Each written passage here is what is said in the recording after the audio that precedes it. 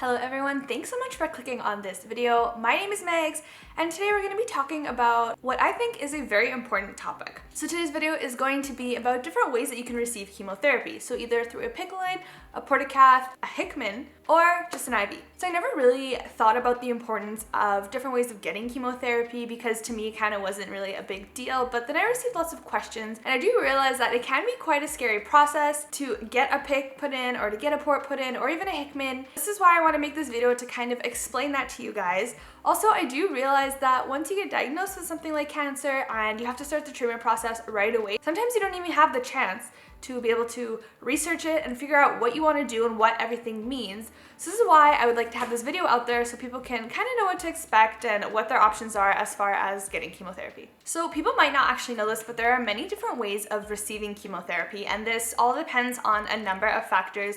This depends on what kind of cancer you have, what kind of chemo you're gonna get, the severity of your cancer, where you're getting treated. So there's a lot of different factors that go into what device will be used to administer your chemotherapy. It also depends, like I said, where you're getting treated.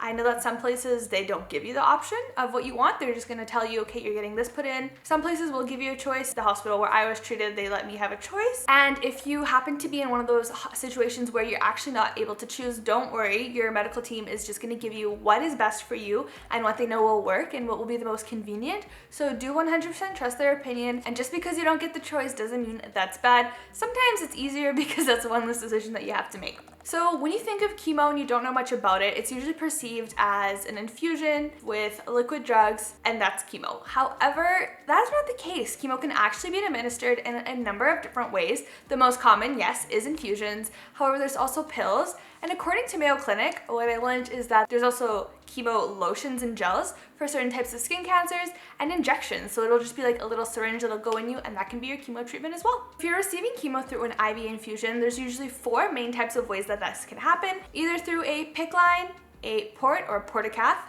a Hickman line, or through an IV. And before we get into explaining all of these, I did want to quickly say viewer discretion is advised. I will be posting some not very graphic, but some images about what these actually look like. So if that's not really your thing, or you know that it's not going to be easy on your stomach to look at these kinds of things, maybe skip through those parts.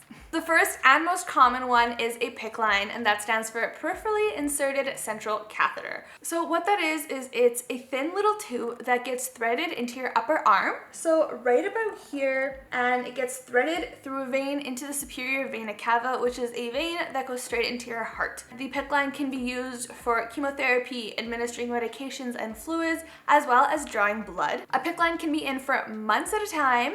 So the good thing about a PICC line is that's the only needle you're gonna have. You're not gonna get any different injections when you go for chemo or blood work. Everything can be done through your PICC line. And the thing with a PICC line is that it does need to be kept dry at all times. This can make certain activities such as taking a shower quite a challenge, and it does have to be cleaned about once a week. And the last thing that I'm going to say about a PICC line is that you do have to be careful because you obviously can't rip it out. So there are limitations as to weights that you can lift, certain activities that you can do, and certain ways you can move around. But all in all, a PICC line is a great option for anyone that doesn't want to have to deal with getting pricked with a needle all the time. The second most common is a port. So the common name for it is a port, but the full name is a portacath. So what that is a little device that is surgically implanted, and it goes right under your collarbone. So probably like right about here in this area, and it's just under your skin. It looks like about a quarter size poking out of your skin. That's a little catheter, and then it has a tube that goes into your superior vena cava as well. And with a port, similar as to the PICC line, you can have fluids, blood work, chemo, everything taken from there. So again, no pokes. The port does have to be implanted and removed surgically, so it is usually like a day surgery type of procedure. It can be in for months at a time, and it is a little bit less restricting than a PICC line because you don't have to worry about ripping it out. This is a good option for those who have either small children or who know that they'll be doing a lot of activity while they're undergoing treatment, because it is obviously less of a risk of hurting yourself while you have it. And the third one, this is one that I haven't heard too much about, but I have heard some talk about it. It's called the Hickman catheter, also known as the central line. So it works the same way as a PICC or a port. It's a tube that goes into your superior vena cava. However, it's just a tube that sticks out of your skin. So literally right here, probably about the same area where your port would be, it would just be like a tube that sticks out of your skin.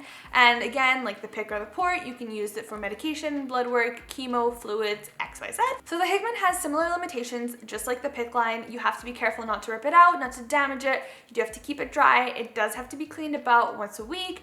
And I have heard that this is the most common one for people who are undergoing stem cell transplants. All of these devices are called CVCs, which stands for central venous catheters, and another very popular catheter for patients who are undergoing stem cell transplants is a permacath.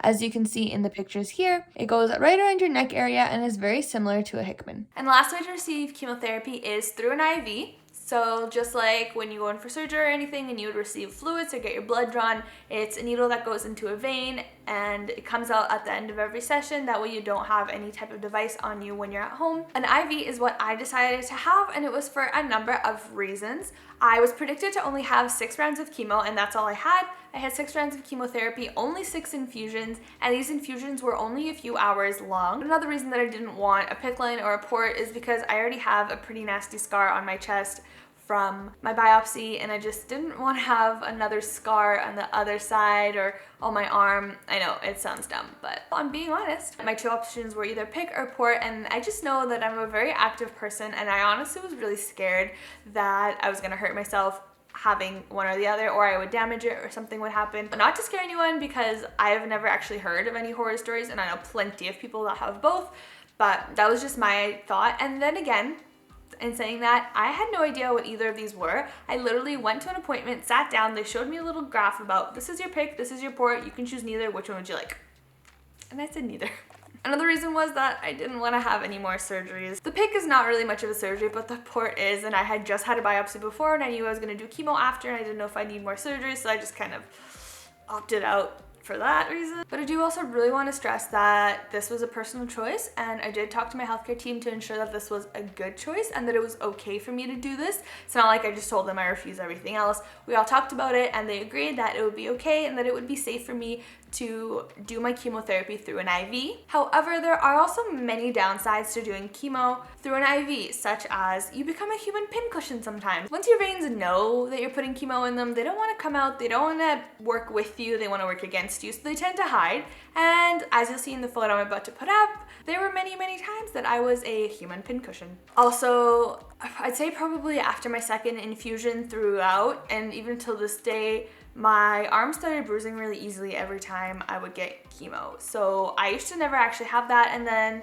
after a few too many pricks, now I get these really nasty bruises around wherever I have a needle put in, and they usually last for about a week or sometimes even 2. So that's another thing that happened because of my IV. There's a huge risk of permanently damaging a vein or having a vein collapse, just because chemo is obviously heavy drugs that are going through your veins. And I'm sure I have some damaged veins in my body, and they can't really use the same vein too many times, so they have to go in through different veins almost every time.